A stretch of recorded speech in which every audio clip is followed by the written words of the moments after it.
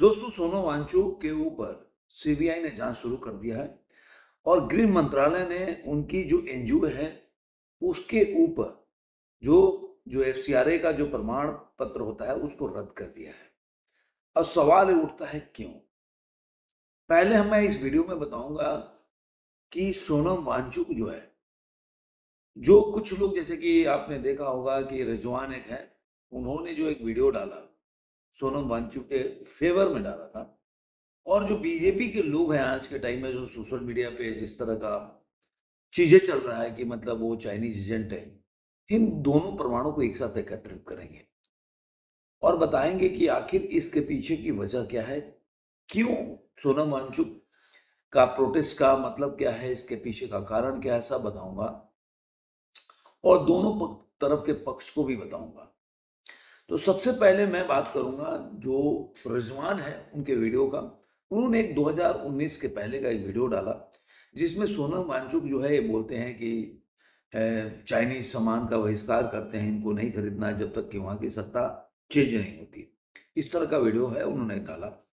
और अब डाला तो उसके ऊपर बाद में बात करेंगे जो उनके ऊपर। और मैंने थंबनेल में भी इसीलिए रिजवान, डॉक्टर रिजवान है उनका फोटोग्राफ भी डाला है, क्योंकि मैं थोड़ा सा उनसे पहली बार ऐसा लगा कि उनके बातों से थोड़ा मैं सहमत नहीं हो पाया।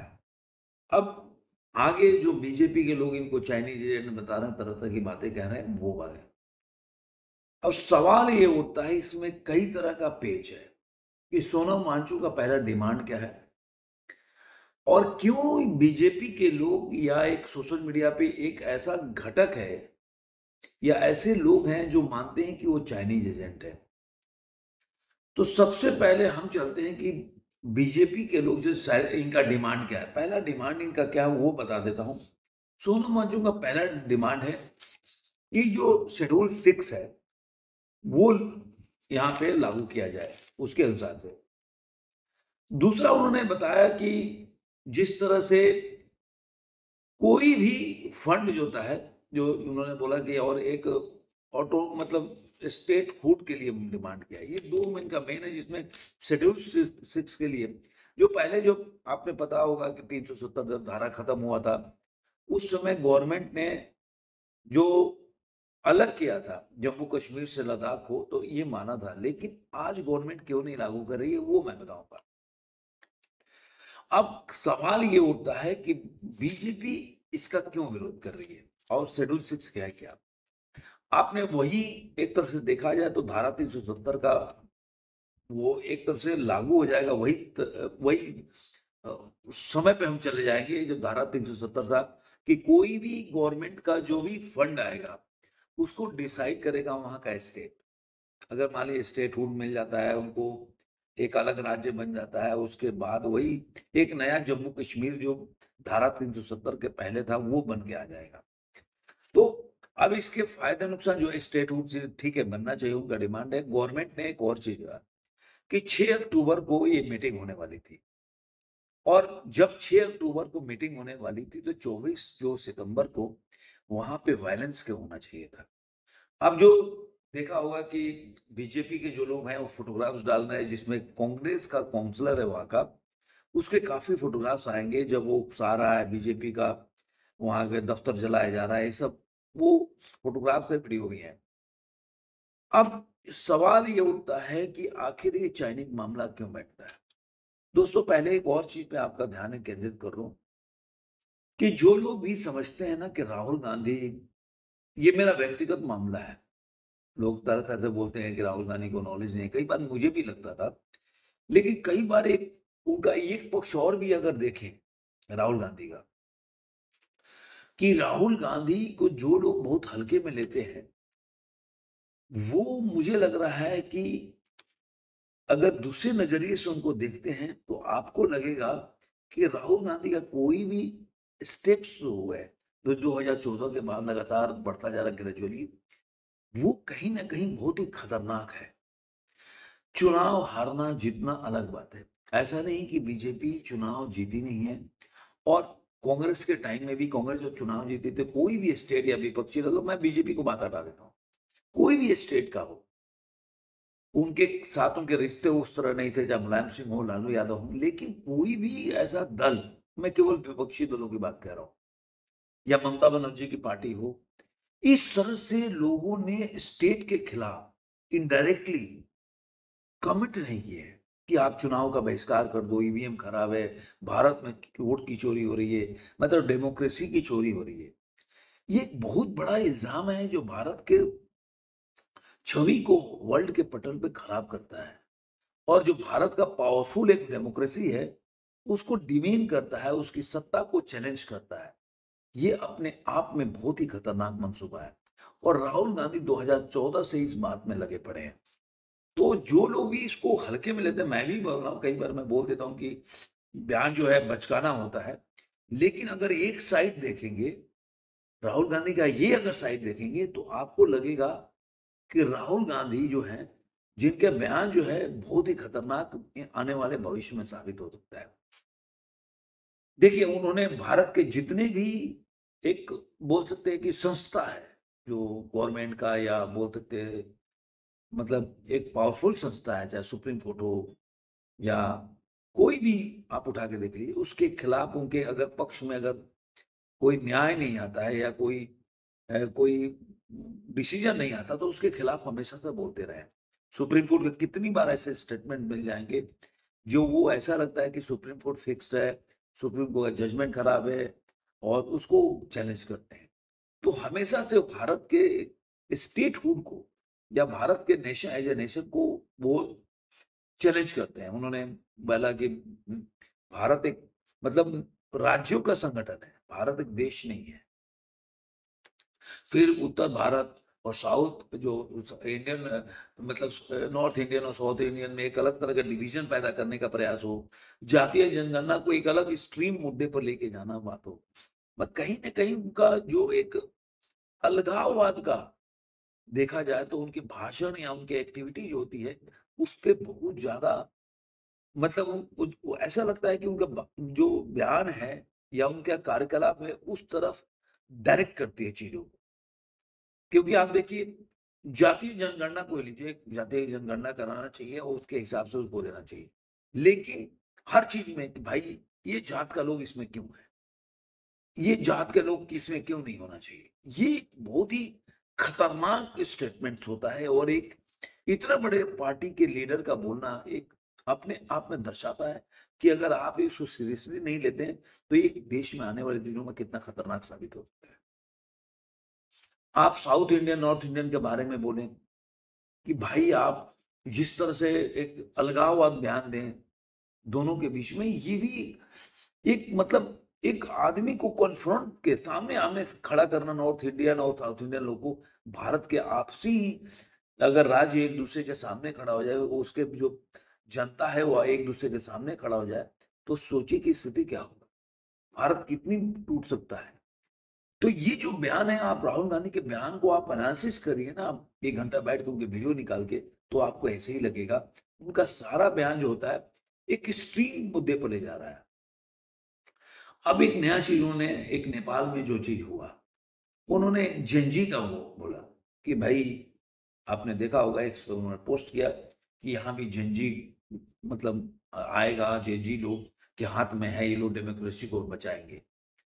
क्या है यहाँ पे, मैंने उसके ऊपर भी वीडियो बनाया कि भारत में ऐसा इसलिए नहीं हो सकता कि आक्रोश नहीं है सत्ता के खिलाफ कि कोई अन्याय हो रहा है। आप नाखुश हो सकते हैं, आक्रोश नहीं है। ये एकदम आपको सब जो सरकार है वो दबा रही है, ऐसा नहीं है। भाई मान लीजिए आप जैसे पहले से चलता आ रहा है डेमोक्रेसी में, आप कांग्रेस के शासन से खुश नहीं थे तो उनके खिलाफ आपने वोट दिया, वैसे ही आप बीजेपी के अगर शासन से खुश नहीं है तो उनके खिलाफ वोट दे सकते हैं। लेकिन ऐसा नहीं है कि आप एकदम दबा के, आप सत्ता के पावर से आप आम जनता को दबा के उनको, मतलब एक बहुत ही लोअर लेवल लेवल का जीवन जो चलाने के लिए मजबूर करे, ऐसा नहीं है। जिससे कि इसलिए ये मुद्दे जो हैं, जो भी राहुल गांधी 2014 से उठाए जा रहे हैं, वो जनता के दिल में नहीं है, इसलिए राहुल गांधी उठाने के बाद फेल हो जाते हैं। और लोग इस बात पे ध्यान नहीं दे रहे थे कि राहुल गांधी का जो स्टेटमेंट होता है वो कहीं ना कहीं एक तरफ से देश के खिलाफ होता है, और जो इसीलिए जो देश के अपने देश के विरोध में, चाहे पाकिस्तान हो, चाइना हो, वो उनके जो बयान को काफ़ी खासकर पाकिस्तान काफ़ी इस्तेमाल करता है। अब आते हैं इस चीज़ को कि कैसे इसको हम जोड़ सकते हैं जो सोनम वांगचुक है। सोनम वांगचुक का आपने देखा होगा, अभी अभी चल रहा है कि वो फरवरी महीने में ही वो पाकिस्तान गए थे। उन्होंने वहाँ पे कोई इवेंट था, उसमें पार्टिसिपेट किया था। उसके बाद भारत के जितने भी विरोधी लोग हैं, जो आपने देखा होगा अभी, तो जो बांग्लादेश के सो कॉल्ड कार्यकारी प्रधानमंत्री हैं, उनके साथ उनके फोटोग्राफ्स मिल जाएँगे। वृंदा कारत, जो कि हमेशा से ऐसे लोग एक्टिविस्ट के नाम पे भारत के जो बोल सकते हैं कि जो डेवलपमेंट है उसके खिलाफ खड़े हो जाते हैं, हमेशा धरना बैठ जाते हैं, किसी न किसी चीज़ों पे आके बैठ जाते हैं जहाँ से भारत डेवलप ना कर सके। इस तरह के जो वामपंथी मानसिकता है, उसके साथ सोनम वांगचुक का फोटोग्राफ्स मिल जाए। और सबसे बड़ी बात, चलिए फोटोग्राफ तो बोले, कि उनका जो स्टेटमेंट था जेनजी के ऊपर, कि ये जेनजी का आंदोलन है, ये दर्शाता है, जो जेनजी को उन्होंने संबोधित किया, वो कहीं ना कहीं राहुल गांधी के जो स्टेटमेंट है उसको इंगित करता है, उसके स्टेटमेंट को ही एक तरह से सपोर्ट करता है, कि जिस तरह से नेपाल में जेनजी का हुआ, उसी तरह से यहाँ भी जेनजी का हुआ। और राहुल गांधी ने बोला था उसको, सोनम वांगचुक ने भी सेम बात बोली। इसका मतलब कहीं ना कहीं कनेक्शन है। दूसरी कनेक्शन ये होता है कि बीजेपी का दफ्तर जलाया गया लद्दाख में, और ये बात 1 घंटे में ही, जो बिहार का अभी देख रहे हैं चुनाव का वो चल रहा है, और वहां पे उनका जो कांग्रेस के एक अधिवेशन भी हो रहा है 1940 के बाद, ये अधिवेशन पटना में, वहां पे जयराम रमेश ने इस बात का 1 घंटे के बाद ही जिक्र कर दिया। आखिर उनको कैसा पता है? भारतीय गवर्नमेंट को पता होने में टाइम लग जाएगा, जो इतने ज्यादा उनके पास हर चीज का होम मिनिस्ट्री के पास ज्ञान होता है, उसको जानने में मुझे लग रहा है 1 घंटा लगा होगा। तो इनके पास इंफॉर्मेशन कहाँ से आ गया? मीडिया में भी उस समय इंफॉर्मेशन नहीं होगा, तो आखिर ये इंफॉर्मेशन उनके पास कैसे आए, ये देखने वाली बात है। तो मुझे ऐसा लग रहा है ये सब जो चीजें हैं ना, जो चल रहा है, वो आप लोगों को ध्यान देने वाली बात है। अब आते हैं कि आखिर क्या कारण है कि आज के टाइम में लोग इसका विरोध कर रहे हैं। देखिए, वहां भी डेमोग्राफी, जब धारा 370 नहीं हटा था, उसके पहले वहां पे डेमोग्राफी बहुत कम आबादी है, लेकिन उससे 46% जो मुस्लिम आबादी है। और यही कारण है कि वहां पे इस तरह का आंदोलन पहली बार देखने को मिला। अब ये बोल रहे हैं जो मिस्टर सोनम वांगचुक है कि भाई ये स्टेट हुड, तो आखिर इसके पहले आपने क्या सो रहे थे क्या, कि मतलब इसके पहले जब धारा 370 नहीं, तब आपने कौन सा आंदोलन किया था कांग्रेस के पीरियड में? ऐसा कौन सा आंदोलन कर दिया था? नहीं। आप उनको एक और जोड़ रहे हैं कि राहुल गांधी भी लद्दाख की यात्रा भी किए थे। तो हर जगह जहां पे ऐसी स्थिति होती है ना, तो आप राहुल गांधी को पाएंगे। अब इसको जोड़ के देखें तो अलग ही आपको नजर आएगा, नहीं जोड़ेंगे तो आम बात है। तो ये सब चीजें जो है ना, अब क्या होता है कि वहां पे सोनम वांगचुक है, टूरिज्म के भी खिलाफ हैं कि टूरिज्म वहां पे नहीं होना चाहिए, और जो इंडियन गवर्नमेंट है चाहती है कि टूरिज्म बढ़ना चाहिए। तो ये चीजों को आखिर क्या वो काटना चाहते हैं क्या वो, कि भाई वहां पे भारत की जो 370 के पहले का जिस तरह जम्मू कश्मीर रूल था, वैसे ही होना चाहिए। टूरिज्म, बाहर के लोग भारत में से नहीं आना चाहिए क्योंकि उनकी संस्कृति खराब हो रही है। तो ये जो आप किसी को डरा दे कि आपकी संस्कृति खतरे में है, आपका जीवन यापन गलत हो जाएगा, लोगों के आने से हो जाएगा, ये तो एक जो बहुत ही खतरनाक जो स्टेटमेंट होता है, उस तरह का बयान है कि लोगों के आपस में भिड़ रहा है, कि लोगों के मिलने जुलने से आपका संस्कृति खराब हो जाएगा। यही कई लोग इस्लामिक जो है स्टेट्स होते हैं, वो लोग इसी तरह का बयान देते हैं कि भाई आपकी संस्कृति खतरे में है। तो जहां भी इस तरह का इमोशनल कार्ड अगर खेलेंगे, तो व्यक्ति अगर जुड़ जाए, तो सोचिए कितना खतरनाक स्थिति हो सकता है। तो ये सब जो है, ये चल रहा है। अब सवाल ये उठता है कि मैं क्यों मैं क्यों मानता हूं कि जो रिजवान है अगर, उनसे क्यों मैं डिफर कर रहा हूं इस मामले में।